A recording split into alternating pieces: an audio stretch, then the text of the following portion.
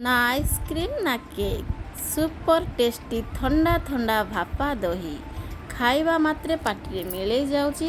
एते super tasty भापा दही पूरा अलगा प्रकार नियारा टेस्ट।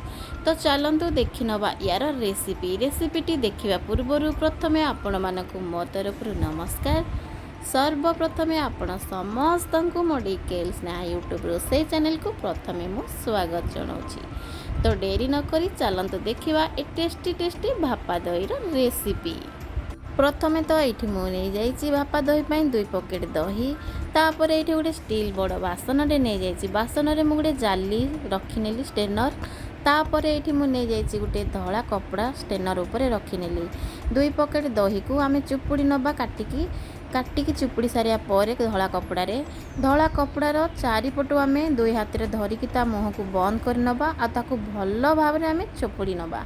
देखो ये भल भाव में चिपुड़ी नेली जहाँफल कि सबू पानी दही रिलीज हो जाइए आ जहाँ जी पानी भी अच्छी देखो केते बढ़िया पानी रिलीज हो जाऊँगी जहाँ भी जी पानी अच्छी कपड़ार मुह को आम एमती मोड़ीकी ताकू भल भाव में चापिकी रखी नवा। देखो ये स्टेनर उपरे ता उपरे मुझे पित्तलर बाउलटे रखी नहीं पित्तलर बाउल उपरे ये मु गोटे हेमदस्ता लुहार रखी नौची जहाँफल से प्रेसर होइकी जहाँ भी एक्स्ट्रा पानी थी से सबू रिलीज हो जाओ 2 घंटा ये आम छाड़ी देते।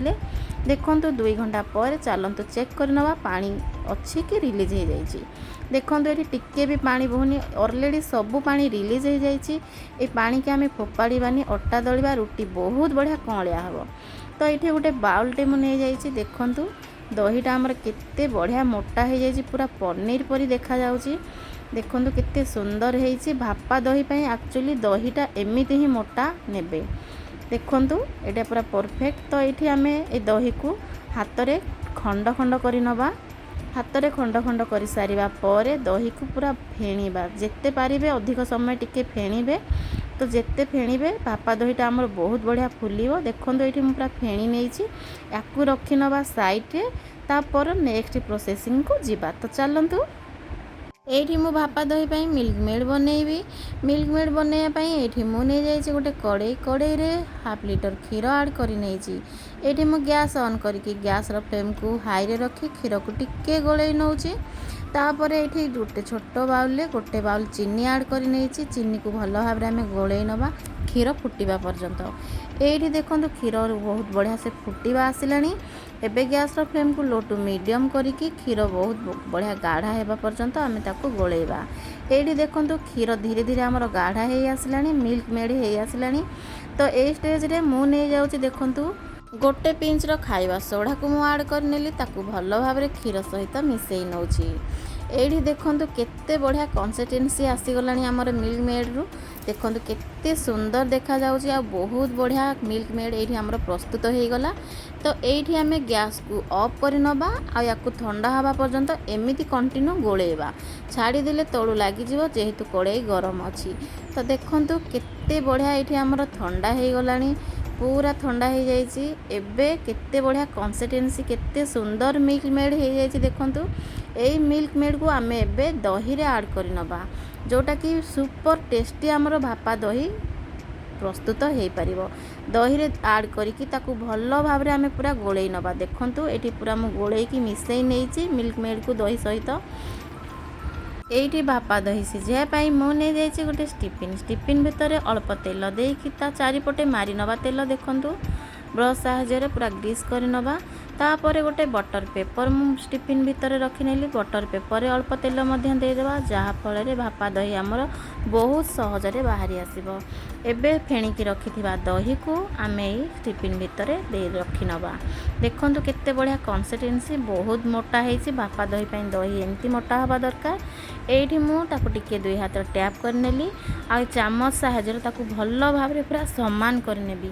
देखो ये भल भाव पूरा सामान कर सारा पर ये मुझे या मुहरे गोटे देदेवी सिल्वर फॉइल पेपर आपण मैंने चाहिए स्टिफिन कवर लगे नेबे। ये मुझे सिल्वर फॉइल लगे सिझेबी भापा दही को यहाँ कंप्लीट हो गला। भापा दहीटी सिझाइवाई ये मुझे गोटे ननस्टिक कड़े रे हाफ बाउल पानी देकी कड़े को मु गैस रे बसई नहीं गैस ऑन कर नहीं कड़े गोटे स्टाण्ड रखीदे आम घोड़े दबा ए कड़े को भल भाव में बाप आसवा पर्यंत देखूँ ये पानी फुटीगला आ बाप आसीगला आम भापा दही को स्टीपिंग को रखी नवा कड़े एबे ताकू घोड़े की लो टू मीडियम करनवा गैस को आ 20 मिनट पूरा छाड़ीदे आ मझे मझे चेक करुवा कड़े पानी मरीगले अल्प अल्प पानी आम दौथिबा ये 20 मिनट हो गला। चलतु चेक करनवा सिल्वर फॉइल पेपर को बाहर करनवा देखंतु केते बढ़िया फुली भापा दही चामच आम मारी नवा भापा दही मझिरे देखंतु तलू को बोली मु चामच माइली किछि भी लागिनी तामाने हमर भापा दही पूरा ये बढ़िया से कंप्लीट सीझी जाइछि। गैस बंद करके मु भापा दही को ठंडा हवाई छाड़ी देइछि। भापा दही ठंडा हो पर फ्रिज रे मु 3 घंटा पई रखी नहीं देखंतु केते बढ़िया देखा जाउछि आ बहुत बढ़िया से ठंडा हो जाइछि।